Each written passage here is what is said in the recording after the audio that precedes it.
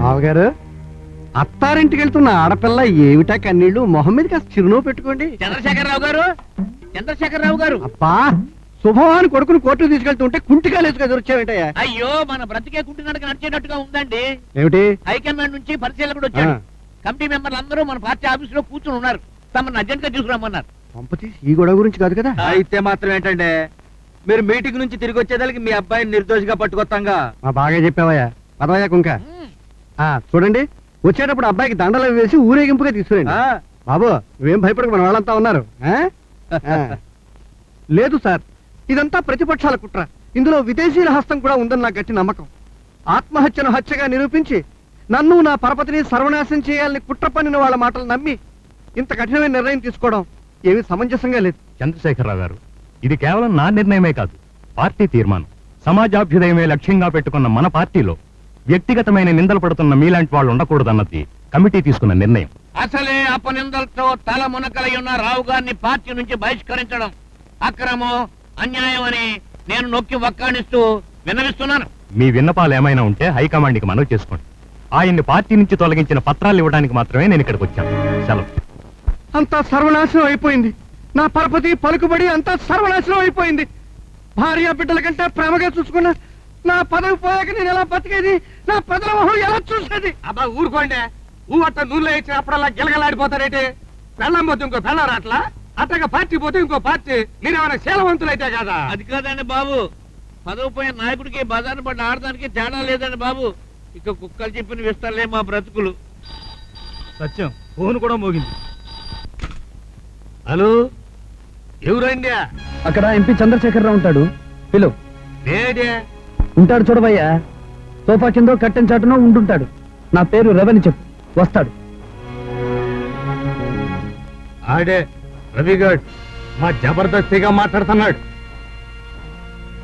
Hello, నమస్కారం రాజకీయ నాయకుడు గారు. నేను కథానాయకుడిని మాట్లాడుతున్నాను. కథ అడ్డం తిరిగింది. ఈ రోజు మీ అబ్బాయి కోర్టుకు హాజరు కాలేదు. పంపలు మునిగిపోయి ఏమైంది బామ్మర్తే? ఎంపీ గారు కోర్టుకు తీసుకెళ్తా ఉంటే మధ్యలో రవిగాడు వచ్చి గట్టలా తనుకుపోయాడు బారు. ఊరి మీ కండలు కరిగిపోను. మిమ్మల్ని నమ్ముకున్నందుకు నన్ను నట్టేట్లో ముంచేశారు కదా, నేను నిలువున మునిగిపోయాను కదా. Rascals, idiot. అరే, ఎందుకయ్యా వాళ్ళ మీద విరుచుకుపడతావు? నీ కొడుకుని కోర్టులో ప్రెజెంట్ చేయనందుకు నిన్ను అరెస్ట్ చేయడానికి పోలీసులు వస్తున్నారు. గురుగారు, గురుగారు, పోలీసులు వచ్చేస్తున్నారు.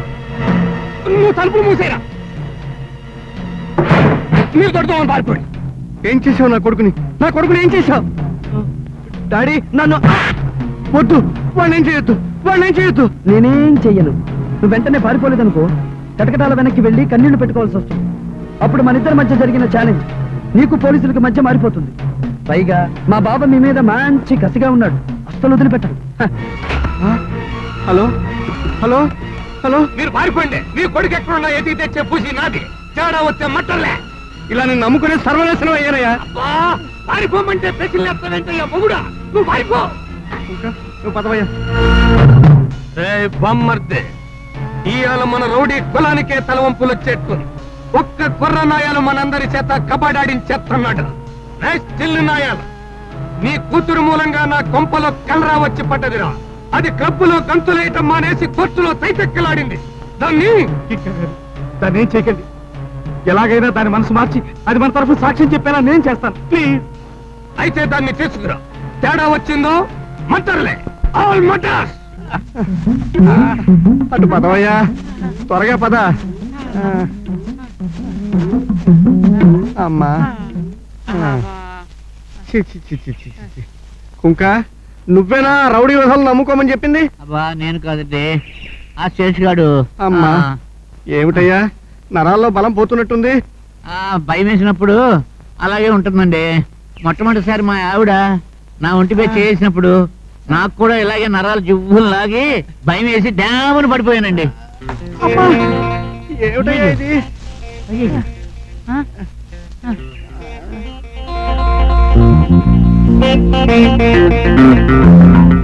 ఏమండో, ఇది మీరు శంకుస్థాపన చేసిన రాయే?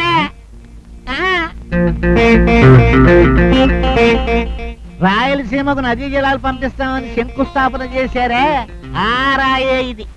అవునయ్యా, ఆ ప్రజలుసరే మనకు కొట్టినట్టుంది. పర్వాలేదులేండి, ఈ పూటకు మీకు దిండుగా ఉపయోగపడద్ది. దీని మీద జారబడి విశ్రాంతి తీసుకోండి. నా ప్రజలు నా రాయిను. మీ ప్రజలు మీ రాయిని. ఏడయ్యా కుక్క? ఆ రవిగాడు రఘువుని ఎక్కడ దాచాడో చెప్పి ఆ నిజాన్ని రేపు కోర్టులో చెప్పకపోతే నీ మానం ప్రాణం రెండు ఖతం. అమ్మా సరోజ, ఇన్నాళ్ళు నేను బ్రతకడం కోసం నీ చేత చేయరాని పనులు చేయించాను. ఇవాళ నీ ప్రాణం కోసం చెబుతున్నాను. వాళ్ళు చెప్పమన్నట్టు చెప్పమ్మా. వీళ్ళు నా ప్రాణం తీసినా సరే వాళ్ళ తరఫున నేను కోర్టులో సాక్ష్యం చెప్పను. చెప్పవా?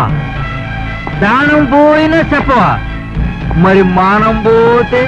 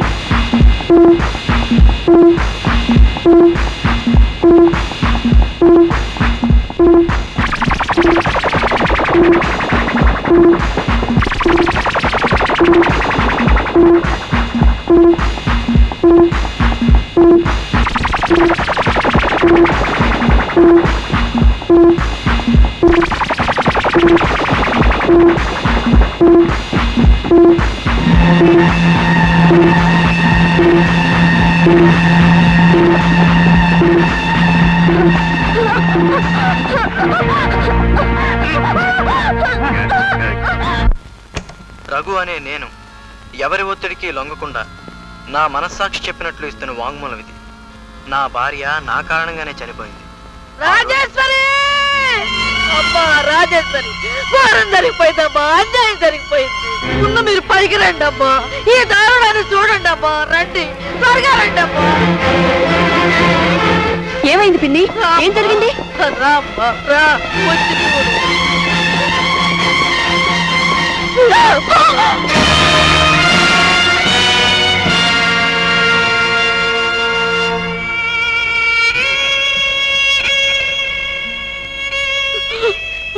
అక్క, అమ్మా రాజేశ్వరి, ఊరుకో అమ్మా, ఊరుకో.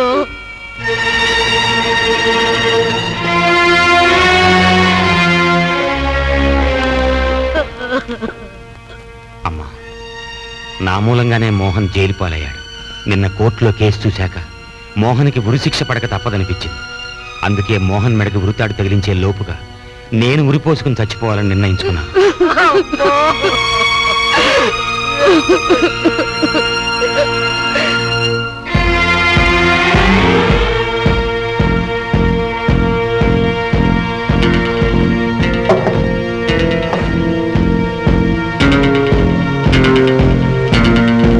అక్కయ్య, ఇది ఆత్మహత్య కాదు, హత్య.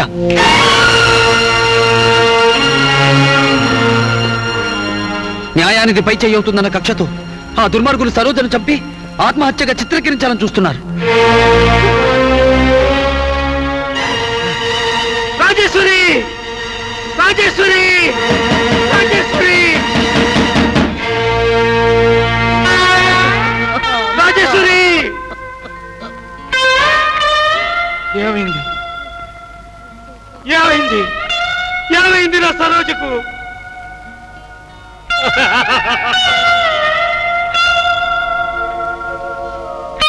నిన్ను నా చేతులారా చంపుకున్నానప్పా.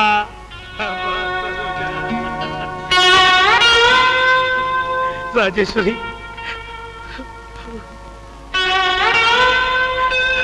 కరడుగట్టే నా గుండె కరిగి కన్నీళ్లుగా మారేసరికి ఈ బిడ్డ కూడా మనకు దూరం అయిపోయింది. అగ్నిసాక్షిగా తాళి కట్టిన ఈ చేతులు జోడించి నిన్ను ప్రార్థిస్తున్నారు. నన్ను క్షమించు రాజేశ్వరి, నన్ను క్షమించు. అమ్మా రాజేశ్వరి, నువ్వు నమ్ముకున్న న్యాయం నీకిచ్చిన బహుమానాన్ని చూసుకున్నావా అమ్మా? కన్న కూతుర్ని పెళ్లి కూతురుగా చూసుకోవాలని మురిసిపోయావే. చూసుకోమ్మా, చూసుకో. రవి, చిన్నవాడివైనా నీకు తెలిసిన జీవిత సత్యాలు నాకు తెలియలేదురా. చట్టం న్యాయం కొంతమంది చేతుల్లో ఎగిరి పడుతున్న బంతి అన్న వాస్తవాన్ని ఇప్పుడు గమనించాను. నేను నమ్మిన న్యాయం కోసం ఒకనాడు నా భర్తను దూరం చేసుకున్నాను. అదే న్యాయం నా పసిబిడ్డని బలి తీసుకుంది. నన్ను న్యాయమూర్తి పీఠానికి దూరం చేసిందిరా.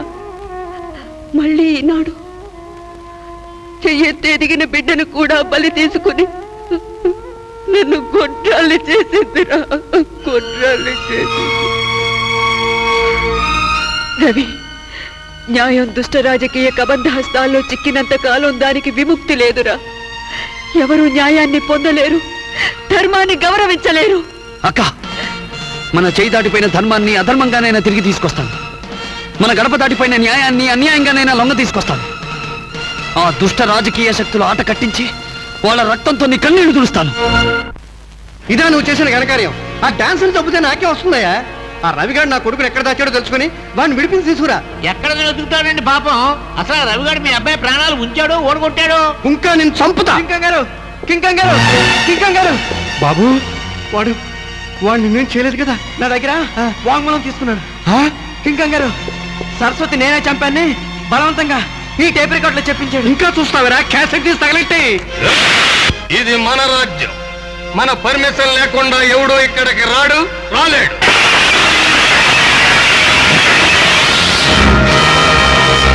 వచ్చేసావా బిడ్డ? ఒట్టి బిడ్డను కాదురా, పులి బిడ్డను. బొబ్బిలి పులి బిడ్డ? అవును, నీ కళ్ళ ముందే నువ్వు ఆశ్రమించిన వీళ్ళ రక్తం కళ్ళ చుట్టానికే వచ్చాను.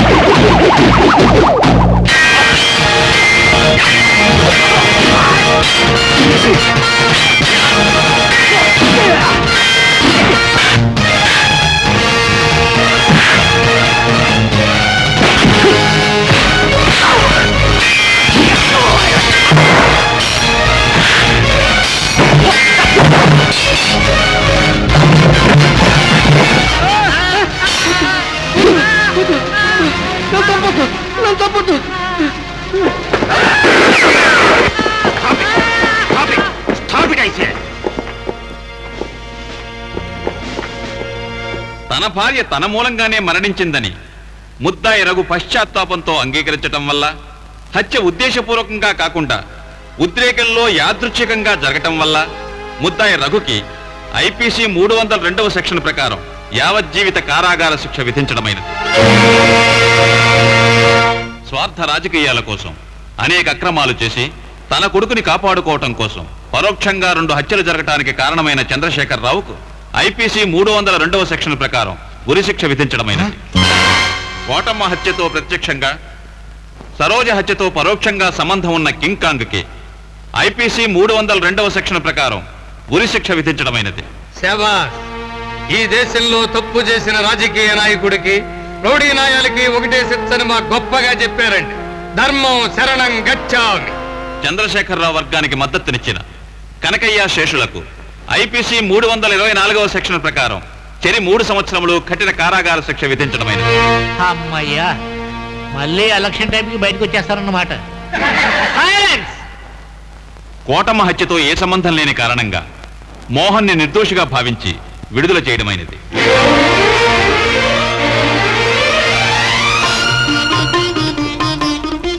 తమ్ముడు, బూరోద్రా బుజ్జి. Police band level అవుదు.